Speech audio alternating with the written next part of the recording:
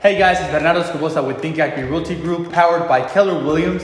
And today we're going to talk about the housing bubble and why we're really not in a housing bubble and why you need to take advantage of buying a home today. More on that later, but today, could you introduce yourself, my good friend? My name is Francesca Simons. I work for RCD Capital. We're a private money lender. We do qualified and non-qualified mortgages, residential, commercial, investment properties. Any scenario you bring to us, we will try to fund. So that's a little bit about what I do. That's it, guys. Like you said, you're not going to leave her phone without buying a house. So if you have been in a difficult situation where it hasn't worked out for you, just give us a call and she will definitely make it happen. Let's talk about the programs that you have, I guess, available for people. Okay, so we do conventional mortgages for owner-occupied properties, which means you'll be living in your home. We do 30-year fixed mortgages, 15-year mortgages. We do adjustable rate mortgages, so as the interest rates maybe rise or drop, your rate on your home will do the same, so it will reflect the market. We also do investment properties, so we do fix and flip loans, we do construction loans, rental property loans, whether that's short-term or long-term rentals, we do both. Traditionally, up until now, I've seen mostly people wanting that fixed mortgage rate, right? Yes. But you're letting me know that there's actually a little bit of a switch, maybe an incline more towards the average or the adjustable mortgage rate. Could you maybe explain to us about that? Yeah, so in the past, a lot of people have wanted a fixed rate on their mortgage because interest rates have been lower than normal the past couple years, and they want to really lock in that rate. As we're starting to see rates rise, a lot of people are wanting an adjustable rate because it gives kind of a little bit of a security blanket. If the rates do drop, your mortgage payment will also drop. So a lot of people are looking into those. Buyers are going for adjustable rates more often than they used to.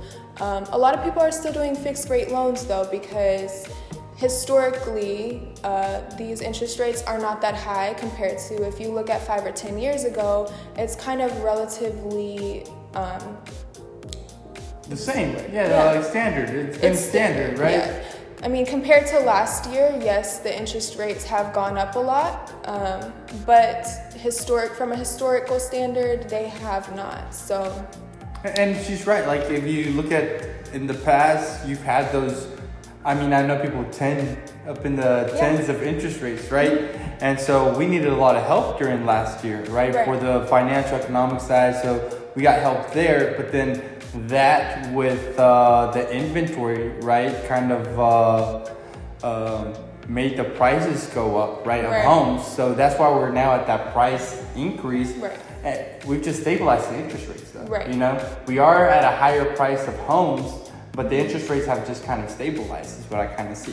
The rise in interest rates is predicted to slow down a lot throughout the rest of 2022 and even decrease in 2023. So interest rates are expected to fall as the government kind of reels in inflation, right? Because they're raising interest rates to combat that. So as inflation, we get a handle on inflation, the interest rates will fall again. All right. So think about it this way. I mean, you're giving me good news and a lot of buyers good news out there as well, right? That interest rates are predicted to have a drop, right? Again, we don't have a crystal ball and can't tell you exactly, but we are predicting, right? We saw as well just a second ago, we were looking at I guess, excerpt from Realtor.com and things of that, right? And we saw how the homes are actually predicted to appreciate as well next year, right? And an average of like 2.5. I saw some people 4% appreciation out of the 6 people who kind of dictate that, right? And only one person was kind of like the negative Nancy, right? I said that thing like, nah, it's gonna go down, but as you see the rest of them, right? Like, hey, it's gonna appreciate. So interest rates are coming down, prices are gonna appreciate, so we're gonna be in the same scenario, right? So to speak, if you don't act accordingly, right? If you're waiting for a housing bubble, if you're waiting for this to kind of like drop prices, yes, for instance, there's homes right now that they are maybe giving you a discount or giving closing costs or things of that sort. but the prices on the homes are really not depreciating. There's just a longer time on the market at the moment, right? And so when it catches back up, where the buyers see the new normality of the interest rates, right? Or they see depreciation or the decrease of those interest rates, they're gonna influx back in the market. Right. So again, it's a really good opportunity to try to, I guess, come in at this price point, right? Because for instance, let's say this house, right? So $320,000, right? It's what this house is worth, right? Yes. So we did the numbers earlier, kind of, right? And we were looking, it was a FHA program, right? 30-year fixed rate. And we found that the mortgage payment on this house after interest, after homeowner's insurance, after property taxes would be around $2,400 a month. $2,400 a month, okay? And then we had like a down payment. You had said for a down payment, they were gonna put how much? If you do a 5% down payment, it would be $16,000 on a $320,000 home. And there's programs right now for them, right? Where they get down payment assistance. Yeah. Right, so like let's say on a thing right now where the person's like, hey, I don't have 15%, you know, or the 15,000, right? They could potentially still qualify, right? Yes. Because the government would give them that 5%. Yes, there are USDA programs where you don't have to have any down payment at all. They fund that, and also for veterans, there are VA loans that require no down payment. Okay. In your Latin community, who are looking at DACA or are looking at I-10 loans. For anybody who has a family out there that maybe falls into this category, right? Could you tell us maybe a little bit about what a DACA loan would? Yeah, so we do loans for DACA residents, we do I-10 loans, we do even on investment properties, you do not have to be a U.S. citizen to get a loan from us. Okay, so for like a flip or something like that? Yeah, and it's based on the asset, so it's based on the home. We're not looking at your income for those investment properties. We're not looking at your debt. We're just looking at how much money is this flip or this construction going to make, and that's what secures the loan. So this is really good information, right? Like for anybody who's trying to invest in property, you know, they have programs for you as well. And just for residentials, as we can see, we have a network right here that will be happy to help you, whether it be in an investment property or your forever home. Ms. Francesca here and her team will take care of you and get you to the closing table. Absolutely. Anything you may add? Yeah, so a lot of people are a little bit hesitant to buy a home right now because they see those interest rates continue to rise. But not only are those rates expected to drop going into next year, you can always lock in the home that you love and get yourself in that home and then refinance for a lower interest rate at a later time. A saying we like to say in the mortgage world is marry the home, date the rate. So that means if you find the home of your dreams, it's a good opportunity right now to buy because again, home prices are expected to appreciate, which means they're gonna get more expensive. The housing market is going to continue to rise, and now is the best time to get a home if you love a home. Despite the interest rate, because there are things we can do like adjustable rate mortgages, for example, or also just refinancing the home at a later date when those interest rates do fall how they're expected to. Correct. And on the flip side, so yeah, the home price has totally depreciated. No, it hasn't. Don't worry. Yeah. So the home price has totally appreciated, right?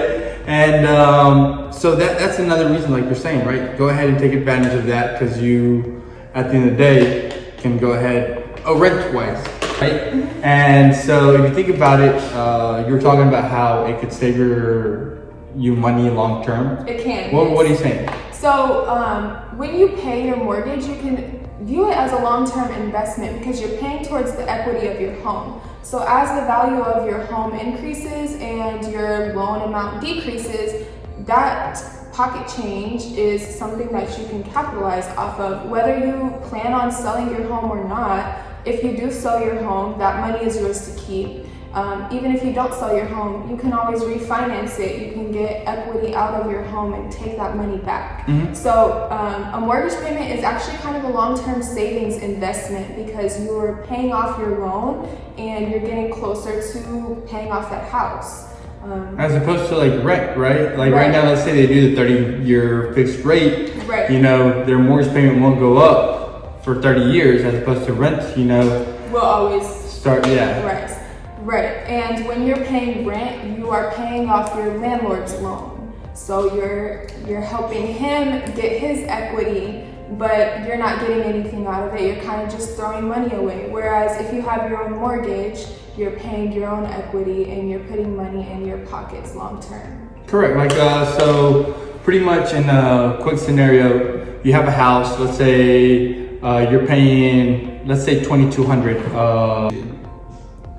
2,200 times 12, 26,400. That's a lot, okay? Yeah. So I'm thinking that kind of like in the usual sense, you know, like sometimes people are, hey, I want to move. I don't know if I want to stay here for 2 years or things like that, right? So times 2, we're looking at 52,800. So let's say you want to leave in 2 years, right? You've spent 52,800 on a rental home. Right. Now let's say if you're buying that home and then you want to leave in 2 years, now you're gonna get the 5,200 back. Let's say minus taxes and insurance. So let's say like maybe 9,000, right? Total for those 2 years, minus 9,000. Well, you're still getting after those 2 years, $43,000 back, right? $1,000 back in your pocket, Yes. right? Yes. Maybe you want to sell in 2 years. Right. And that's at a low rate of the house appreciating.